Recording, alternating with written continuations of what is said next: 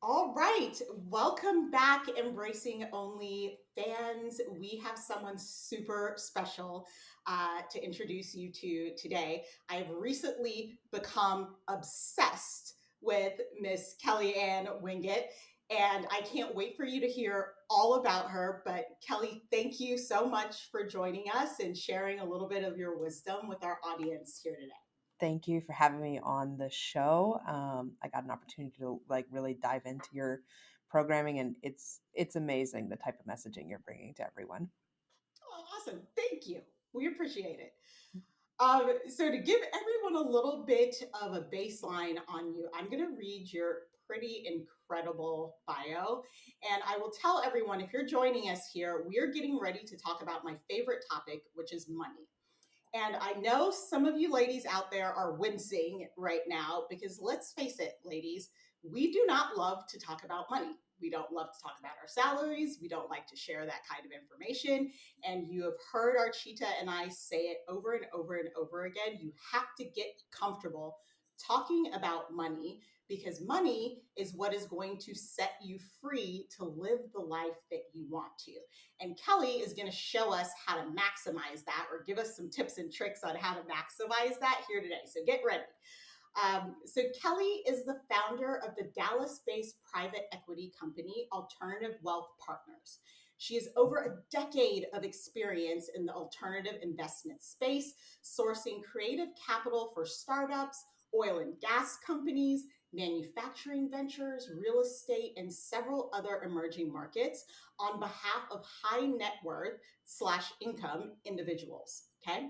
Over her career, she has successfully raised about $1 billion in private capital for private placement opportunities, averaging more than 14% in returns. So, summary, not only does she do this, she's a boss at it. Okay, summary there. Okay, so after a decade of building others' records, she formed AWP in 2020 to offer clients the best of what the private market can offer. Okay.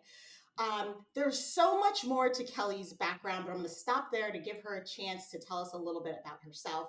But before I do that, I also want to mention that Kelly has a book and it's called Pitch the Bitch. You heard that correct. Yes. And it is fabulous. So we want you to check that out if you want to learn more about the private equity space. If you're looking to raise capital for any of your endeavors, please, please, please pick up the book. You can get it on Amazon. We'll include the link to it here at the bottom of this episode. So please check it out. There is a bunch of great information in there. So please, please, please pick it up. So without further ado, Kelly, let's start this thing off. First question, can you tell us a little bit? You've been in this game a long time. Hmm. So, can you tell us a little bit about your journey? Because it sounds like you've been doing this since you were 14, 15 years old. So, tell us how you got here and Yes. what made you want to pivot into doing something for yourself. So I've been an entrepreneur since I was a kid, and it goes beyond just having like a lemonade stand. I grew up in a privileged childhood, okay, and there's no way to deny that. But I took an opportunity to. I grew up on a golf course, and so my first business was selling golf balls back to golfers when they hit them in our yard, as opposed to down the fairway. There were a lot of bad golfers at the golf course behind our house, so I made a lot of money as a 6-year-old. But I started my work career at 15 in sales. I got my first job in high school selling car washes, actually, and the only job that they let girls have at the car wash was a cashier. So I was a cashier at 15, and I started outselling the guys outside by every time someone would come in to pay their bill, I'd ask them why they didn't get such and such service. And they're like, oh, maybe she can actually sell. So they moved me outside. And by the time I was 17, I was making over $60,000 a year part time in high school. So, That's um, yeah. And then I was managing and training sales teams for the company, and graduated high school, tried 3 different schools, decided college wasn't for me. I couldn't convince myself to pay college tuition to listen to a professor read me a book they didn't write about a business they didn't own. And so I just went out in the world and learned how to work with actual real people and actual real companies. Eventually, that experience led me to the capital space, the private equity world, and oil and gas. Now, I'm 5 generations in oil and gas, so I was going to find my way there one way or another. And my entry into that was working with a small oil and gas company that had a mineral acquisition strategy in the Eagle Ford Shale, which is in South Texas. Okay.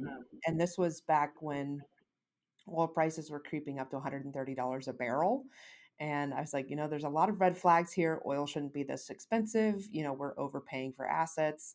And that was like, I'm gonna leave this space, and moved into more real estate startup tech companies for the next several years before coming back to my roots in oil and gas, and eventually ending up working for a family office and large private equity firm, where I experienced real, like, blatant mismanagement and terrible transparency between management and investors.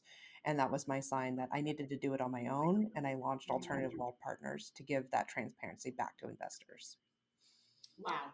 I love it. And I think, I mean, you just said so much, I don't even know where to begin. I know it's a But lot.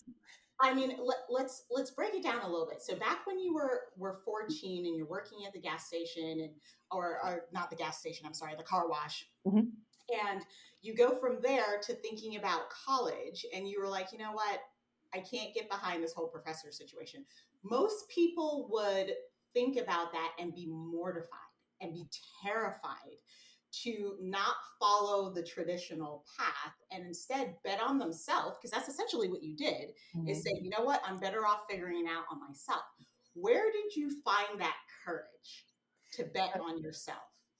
It's funny because, like, basically everyone in my family went to SMU, which is, if you're familiar with Dallas, like, is the school, and especially the business school to go to. But I fortunately had very supportive parents, and I think I really want to emphasize this for people who have kids or are thinking about kids or their own situation and the relationship with their parents, is that I'm able to do what I do today because I had a safe space to fail. And I think that's probably the most important part of my entire story, is that I did fail a lot. I made a lot of money as a dumb teenager, and I don't have any of that money today. I have new money today because I changed paths, but all of the wealth that I've created for myself and the wealth that I create for others is all my own. My parents didn't give me starting capital. My parents gave me love and support and safety. Um, Even though I grew up in a privileged background, we were encouraged to do it on our own, and their contribution was that safety net.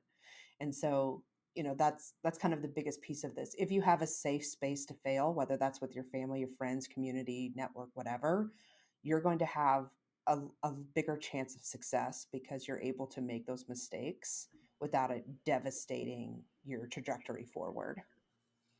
I mean, I love that because I think I'm on the fail fast crew as well. Yes. I think you learn so much more from your failures than you do from your successes. And if you're unwilling to fail, ladies, I'm going to say this again. You've heard me say this.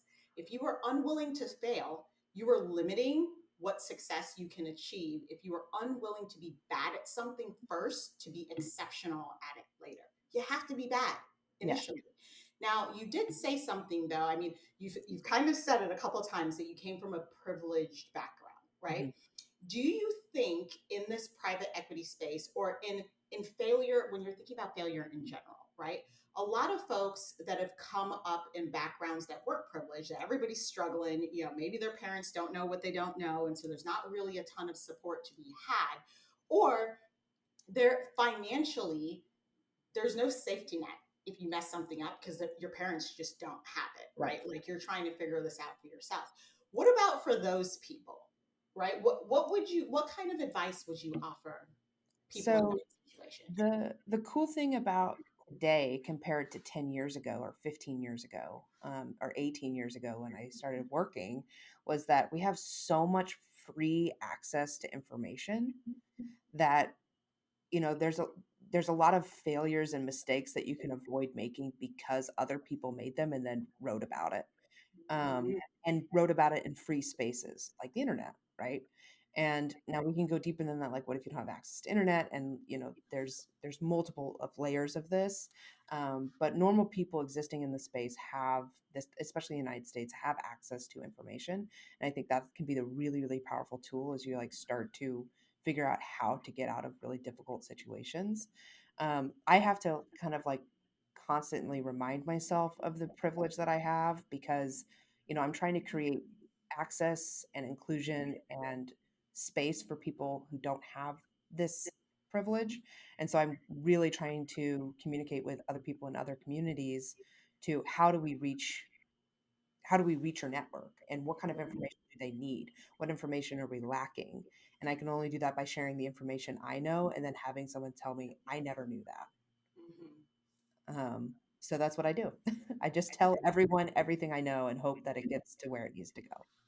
I mean, it's so amazing because I think in our initial conversation, we had this conversation around people really intentionally denying others Yes. this access to information. Okay.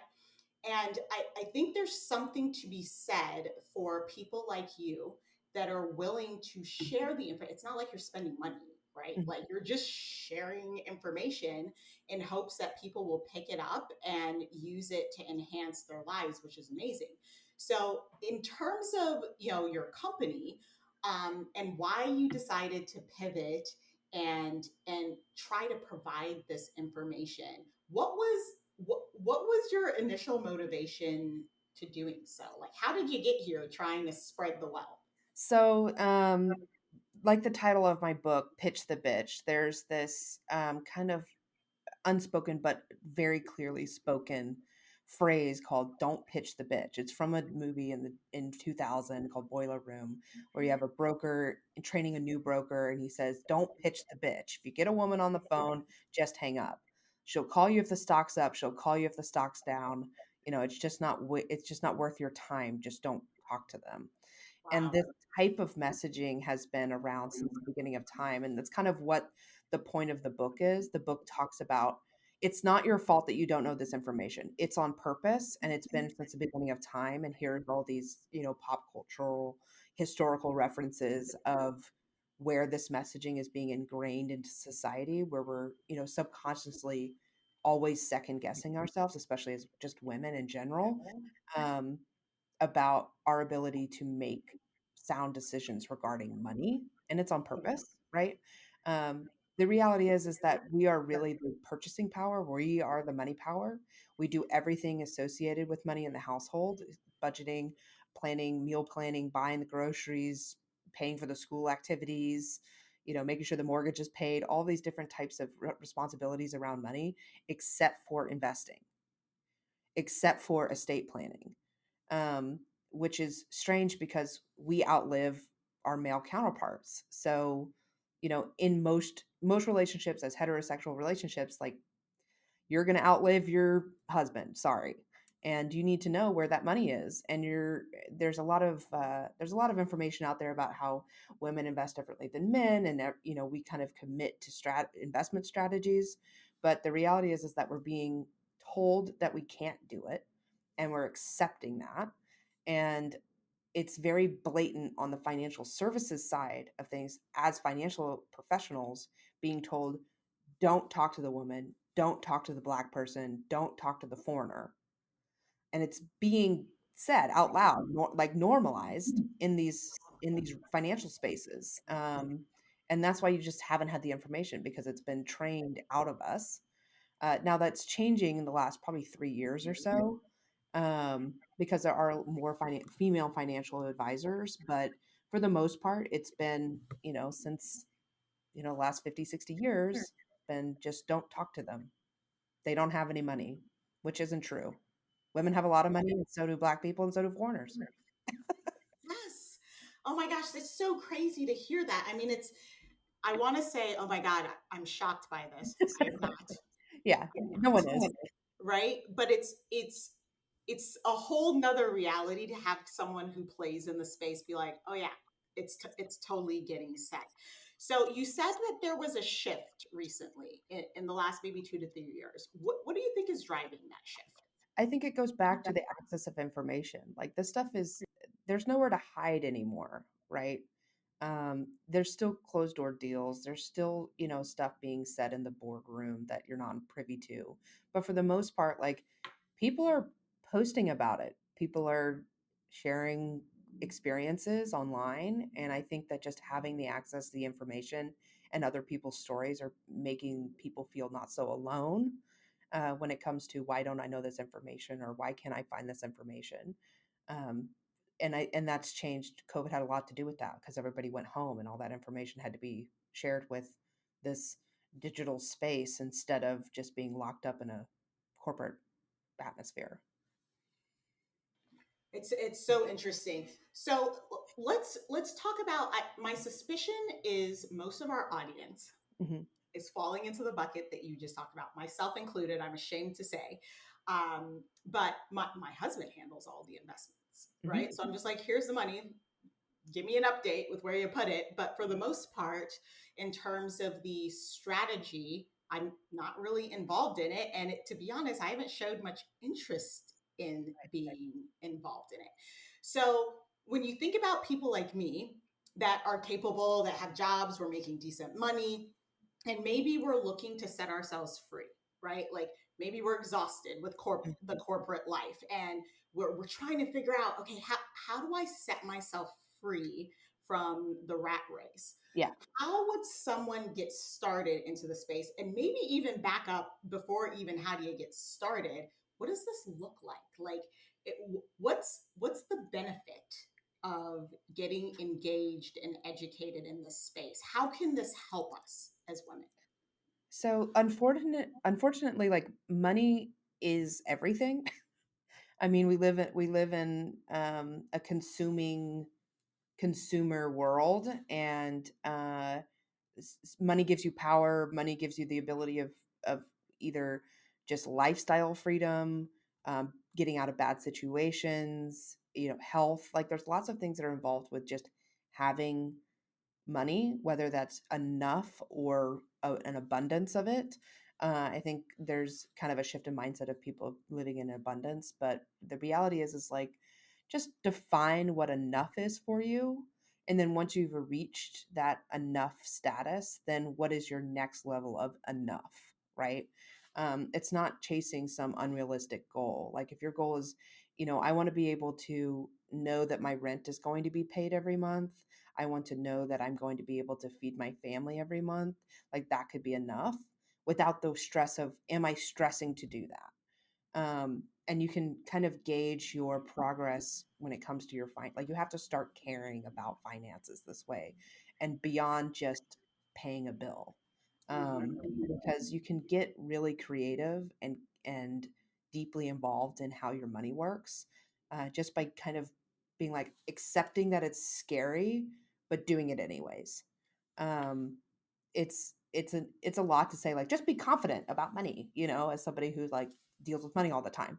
uh, but making the commitment to work on that mindset and that feeling towards money and getting past that is the first step to getting started of creating financial freedom for yourself, is that mindset piece.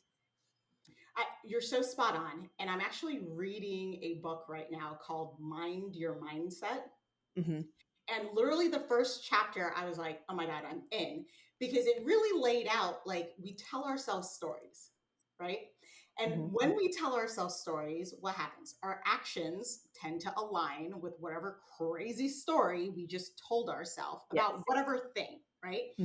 And you hear, in my field, of course, you guys know I'm in HR, and in my field, all the time I talk to people and I'm like, well, what do you want to do with your life? Like, where do you want to be? What do you want to, what goals are you trying to hit? And they just stare at me. And specifically when it comes to money, when I ask people, well, how much money do you need to make? You would think I asked them to describe the molecular makeup of the sun, Yeah. right? It's like, Yeah. and I'm like, it has to be the starting point.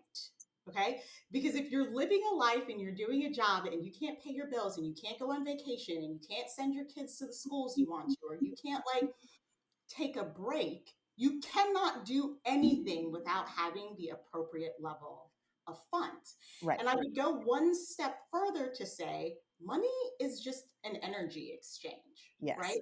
Like sometimes we talk about money like it's this dark, mysterious root of all evil thing. Like, no, no, no. If you think money is the root of all evil, you're actively chasing it away from you, Yeah. right? So I 100% agree with you that there has to be a mindset shift first about money, and that it's not good, it's not bad, it just is what it is. Yes. But without it, your life is going to be significantly more difficult. Now I have a question here. I talk to a lot of women that Mhm. are first generation, whatever. So maybe it's a woman that was an immigrant, that decided to come to the United States or UK or wherever for opportunities, and they're just grateful to have a footing, right? Or you have women that grew up in some underrepresented community, and so they may be the first of their family to go to college, or they're the first of their family to make X amount of money. And I've talked to women that are making, I'll be like, well, how much are you making? And it's like $70,000 and I live in LA. I'm sorry, what? Like, dude, you are No. below the poverty line. Okay. Yeah. Like, you are not living, you are barely making it right now. But because their family net income was like $50,000, they think, oh, $70,000 is a lot of money. I'm comfortable. Mhm. So, to the point there where you were talking about how much do I need to live? How do people even start to wrestle with the mindset if they are making exponentially more money today than their family did in the past? And so, to them, from their perspective, oh my gosh, I'm making a ton of money. How do you what would you say to people to help them understand that $70,000 is not a lot of money? Yeah, I mean, there's a lot to unpack there, mainly because there's a lot of mental work that needs to be done there, but, because you do have you're you're holding so much weight of, like, past generation trauma and then trying to, like, shake that off and, like, continue forward, and you're like, "This is great," because of what they dealt with. Um, but the reality is that you are your own entity. Okay, you. It is just you and your universe, and the people and things that you invite into it. So you have to do the work to shake that off and realize what are your needs today, you, and accepting that you need to do the things to put yourself in a better place for yourself without feeling like you're having to carry the burden of everyone else, right? Which is a really hard thing to ask a woman because we have to carry the burden of everything else, right? You know, it's even goes back to you have, especially in the finance space, this demand to come back into work, right? And men are like, woohoo. But the reality is that women aren't coming back because they can't, for the last almost three, or I guess over 3 years, we've been expected to do both the work and the house care and the child care and the education. And now we're expected to also go back to work again and do it also. Um, so it is a big ask to say just shake off the burden. But the reality is that you have to like have a coming to Jesus and accept that you are you. This is your body, your universe, your life, and you have to do these things for you. No one else cares about your money except for you. No one. So that's when it comes into how do I start caring about what is being invested for my family?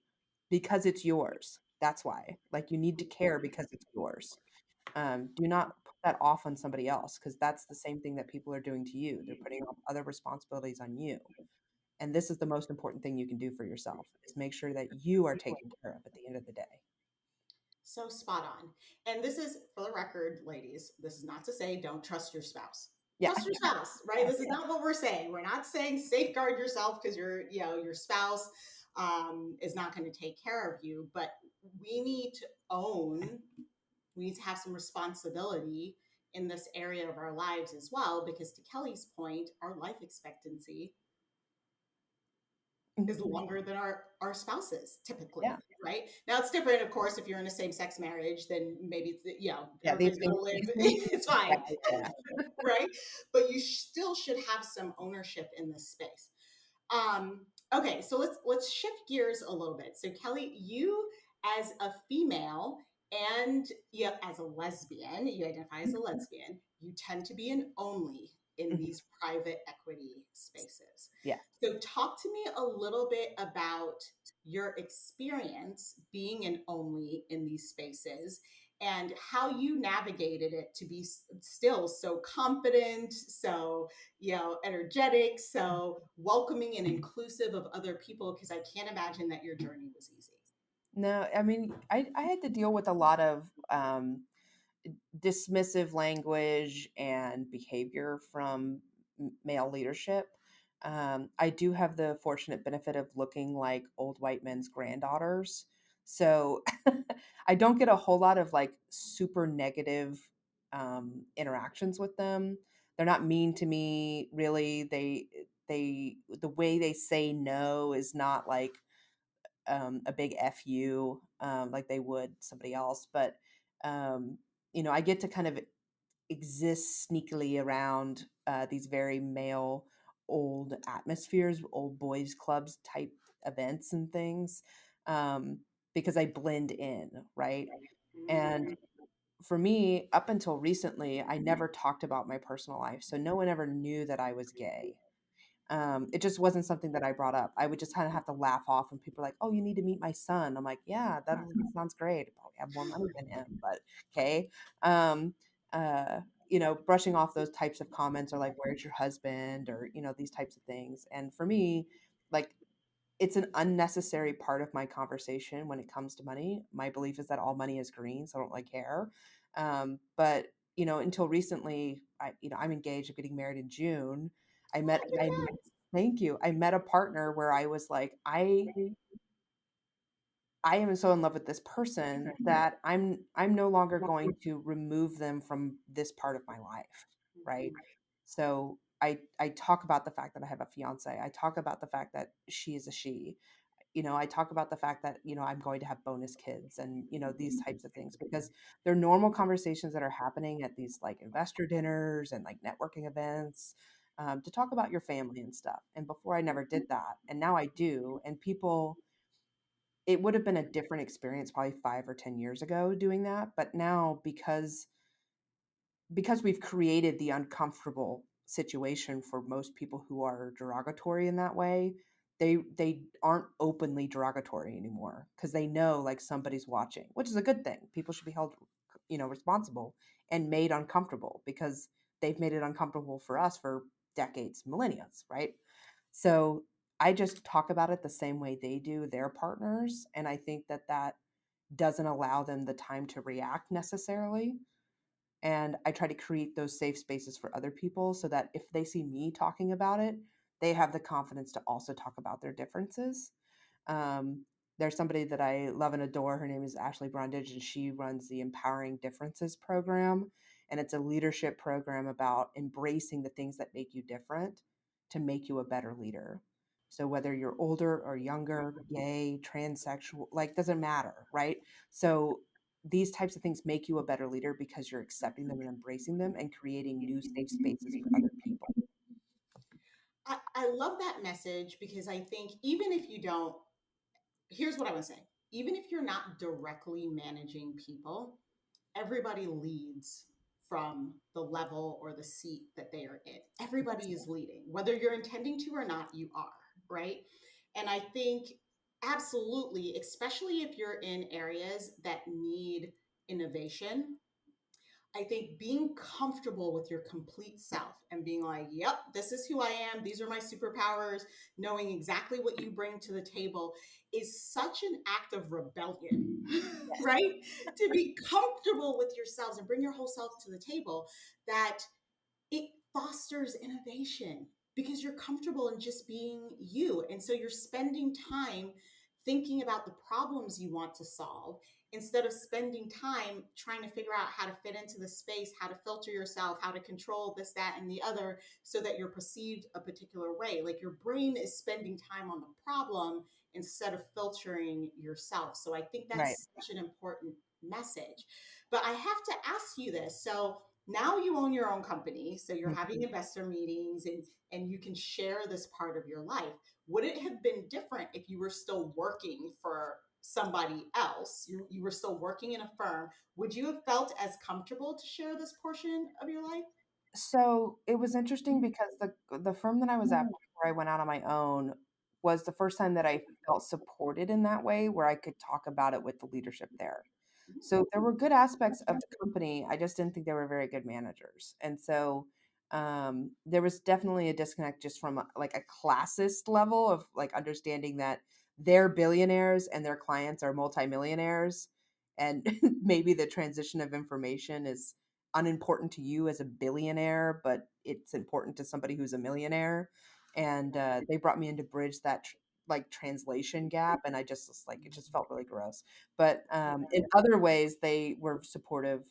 They had a very diverse team inside the office, and I felt supported that way. So I was open there, but in the before them, no, it was never something I talked about. So, it's that's why I'm saying it feels like it's getting better, and I think that's because there is allyship and leadership, and the more that we're openly addressing people's differences, the better. Like, I'm acknowledging that I'm the young usually the youngest person in the room. I'm usually typically the only openly gay person in the room. And so if I'm saying I'm young and I'm gay, then it helps another person in the room say I'm also young and gay.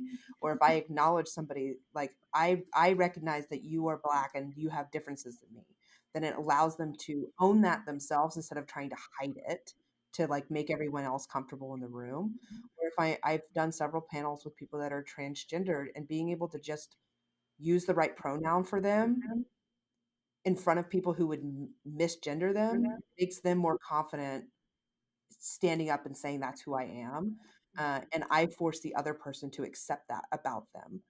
They're not trying to use a different pronoun because I'm not using that pronoun. I'm using the correct one. And so that's the type of safe space and like open difference that you have to draw attention to, that makes changes for spaces for people. I love it. And you just said something that's taking me down another little path here, Mhm. because I think by the nature of who you are, right, there's often this comfortability in doing nothing, right? Mhm. And there Yes. are a lot of folks that want to call themselves allies, but we know that allyship is a verb, Yeah. right? So when something is going on and you see it and you're in a position to do something about it, even as a white female, you tend to uh, have a certain level of microaggressions that you have to Yes. deal with yourself. And then as we look at kind of the diversity chain, it gets worse as you kind of go down the chain here. But a lot of our guests have recounted these experiences that they've had with other women in the professional space Mhm. where they were not supported by other women in the Yes. space, or someone says, hey, I'm your ally, but then is in the room when something crappy Terrible. happens to you, Mhm. and they turn a blind eye, and then maybe later on is like, oh my god, that was so awful, but did nothing to support in the moment.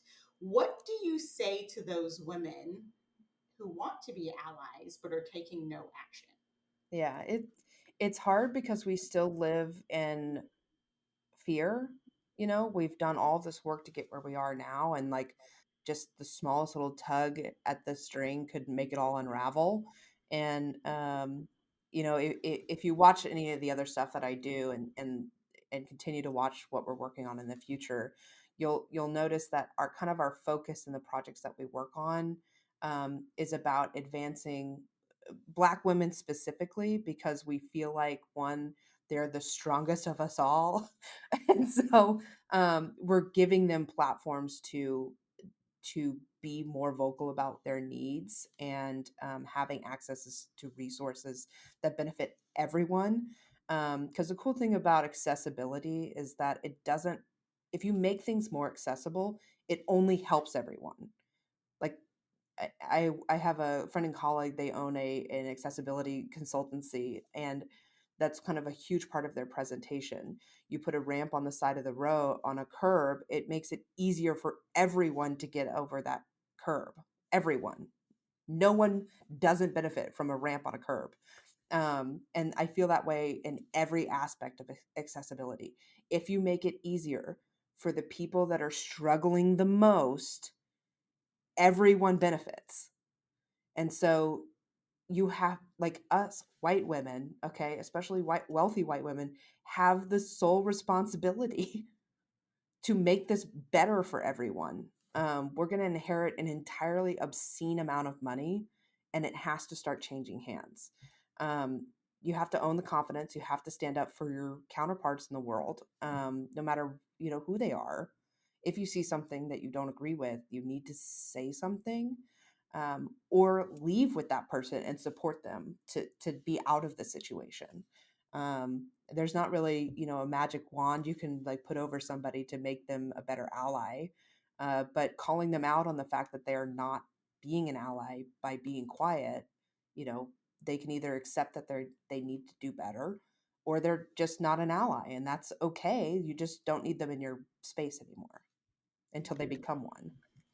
I mean, I want to break this down a little bit because you said a mouthful there, right? Yes.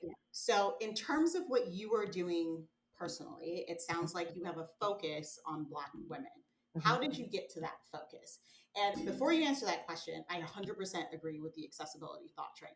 But this is a unique thought because everything that you hear, especially out in the ether here, is that if I give to this group that's underrepresented, I'm taking away from the majority, right? Which is BS for all of Yes. us functioning humans that Yeah. can use Yeah. some level of critical thinking. Everybody knows that that's BS, but that's still the message. And people get caught up in that message. Oh my God, if I help someone that doesn't look like me, all of a sudden that's taking away from me. So, two-part question. Yes. One, how did you arrive at that conclusion that accessibility helps everyone? And then two, why did you choose to focus on Black women specifically to start I will give credit to asset-based consulting because I I was at a conference, and I knew them before, but I got to see like their full presentation, and just like something you always know, but then having it like presented to you, you're like, oh, here's the words to describe this feeling. And so I'll give them credit on the accessibility helps everyone, and I've been able to like kind of like implement that more, knowing what to call it, right? And as far as like Black women in general, I make a joke that when I did basketball for like 8 or 10 years or something, and my mother wanted me to be around other people than like the spoiled brat neighborhood that I lived in. And so she just like took me outside of that and was like, you're going to go play a select team with other people. And I was the only white person on a 7-person basketball team. And so I played with that same team of 6 other Black girls for like almost 10 years. And so I say, I only know that my team must be Black women because we were undefeated the entire time we played together. And I contributed completely to not me. with? So, I mean, your mom is the real superhero Oh, here, yeah. right? My She mom is gave always you that experience. I yes. mean, this is such an interesting thought because I think we as humans, it's human nature to want to hang with your own, right? There's this comfortability in seeing someone that looks like you, seeing someone that's of the same gender as you, clumping up with someone as the same sexual orientation. We as humans do not like to be uncomfortable. We don't like it at all, right? And Mhm. if you think about the way our brains work, our brains are literally wired to keep us from being uncomfortable because it doesn't know if there's danger there. So Right. it's like, are you uncomfortable? You shouldn't be doing this. And it like drives us to not seek out these uncomfortable situations. So I feel like there's a lesson there from your mother because she could have Yeah. easily been like, I don't, you're My good right here. You're safe. It's good. Like not yeah. pushing out of the nest. Yeah. My mom would say, and she'll probably hate hearing this if she ever watches this podcast, but she always told us that white people were boring.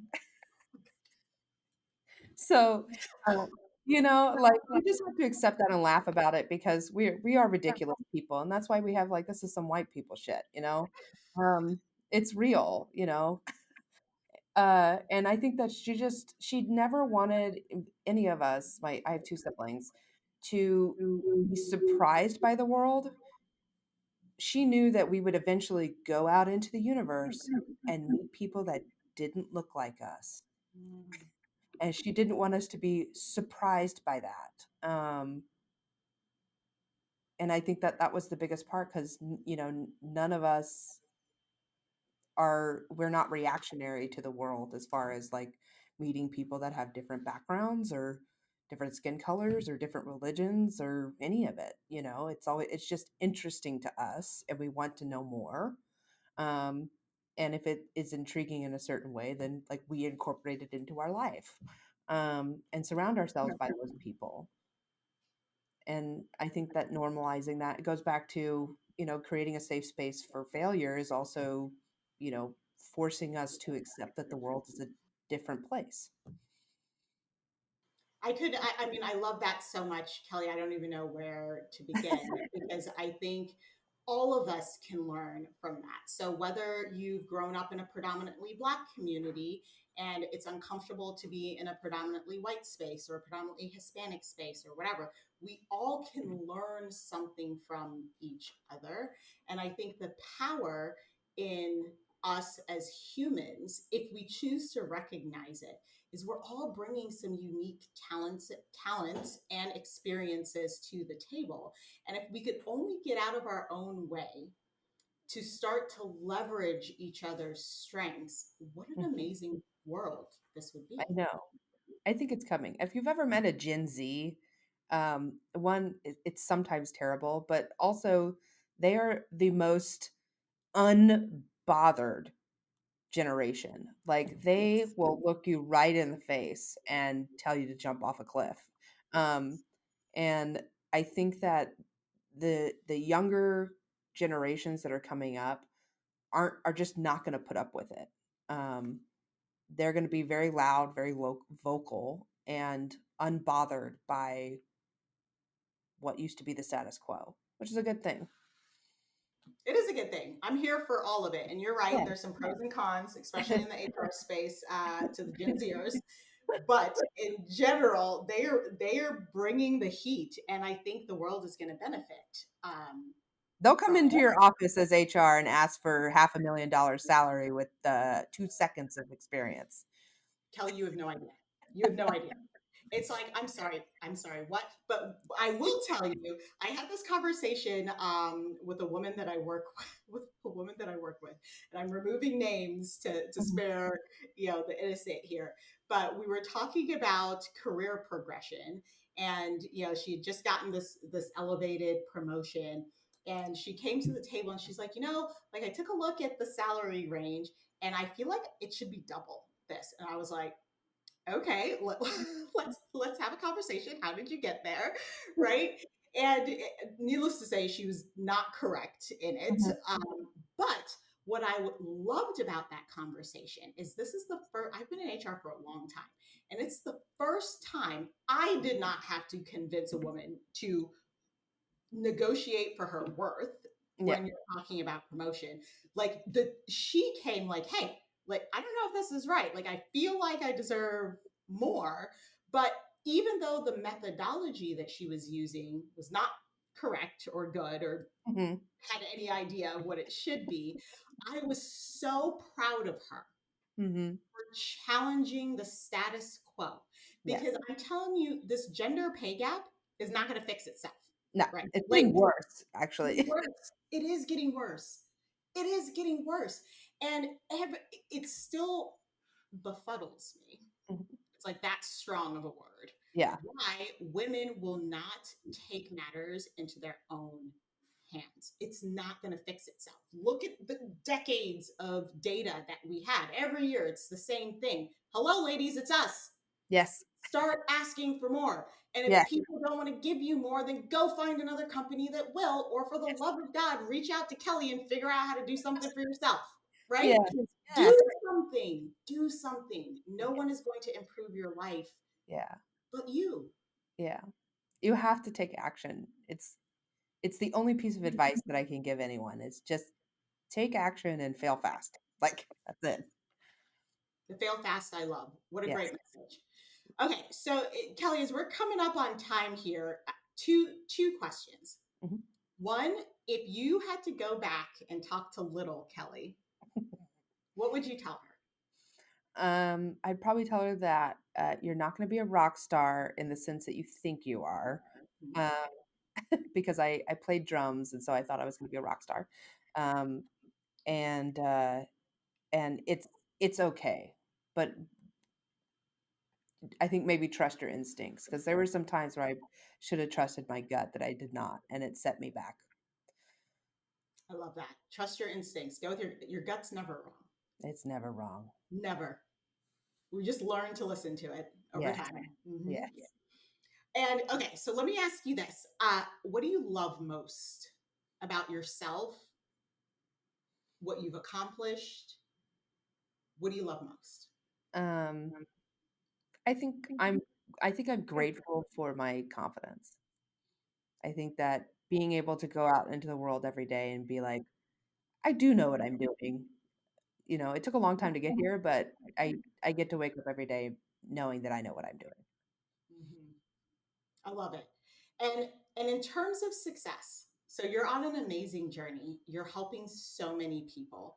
I couldn't share this episode more broadly. Like I have to figure out how to post this all over everything, because I think your mission to educate and provide access is one that we so desperately need. So if you had to look out, and I don't want to put a timeline on it because I don't like to do that because that Mhm. manages your mindset. But if if you have reached success in terms of what you want to do and the impact that you want to have on this world, what does success look like for you? I think that the people making the financial decisions for the world, maybe first our state and country, but for the world starts to be more equitable for people. And I think that I can just be a megaphone for that message, and eventually the right people will be in the right place, whether that's me or somebody else, and to support people that can do that. I really just want to make sure that money is getting into the right hands of the right people and the right leaders. Mhm. And I can only do that if I'm helping other people get rich. So changing the face of wealth. Yep, I love it. I that's absolutely love it. Okay. Last question for me. yes. Any advice? So if we've got the attention of women out there and they're like, all right, I'm paying attention. What advice do you have for these women that now want to get started or have gotten started but got jammed up, or maybe want to work with you directly, or maybe they're still struggling to overcome the fear and they don't have your natural confidence, but they're interested and they're looking, they need a little help betting on themselves. What advice would you give to women that may fit any of those categories? First, buy my book. Yes. Um, but second, I think that now I can only work with a certain group of people. They have to have $1 million net worth or make over $200,000 a year, which sounds like a lot, but it's actually a large chunk of our population. We do live in one of the wealthiest countries in the world. Um, but that doesn't mean you don't get to know this information.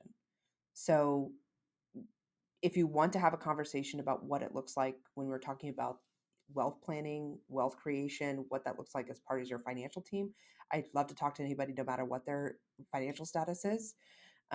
If you're just starting out in your money journey, your investment journey, or any kind of journey, we do like, and we're invested in a company called Ellevest. It's Ellevest, Ellevest, and that is a for women and by women investment platform. The way that the algorithms work as far as like putting together your portfolio, your financial literacy access, all of that is based on the fact that you're a female investor. It means that it takes into consideration that you make less money, you work for less period of time, you outlive your partner. Like there's all these things that get factored in to their algorithms and their wealth planning strategy because you are a woman. And so their platform, you can access it without putting any money in it. Start learning and educating yourself about different things that you can do with your money outside of like your income. And then eventually they can place you with a financial advisor or a private wealth manager, depending on what your status is. But the whole point is to be there for your entire life cycle as a woman who earns money. Um, so that's a starting place as well. So there's a couple different options. The first step is just to accept that you want to know this information and go forth and find it. Kelly, I love it. You got yourself a new client because I'm signing up. I'm going to discuss this with my husband. This is happening. I want to Let's go. learn from you. And I want to share whatever I learn with everybody else that is interested. So, as we're coming to a close here with the fabulous Kelly Winget, I just want to say to all the women in the audience, ladies, we're going to say it again, do something. We can all live the lives that we want, but A, you need to know what you want.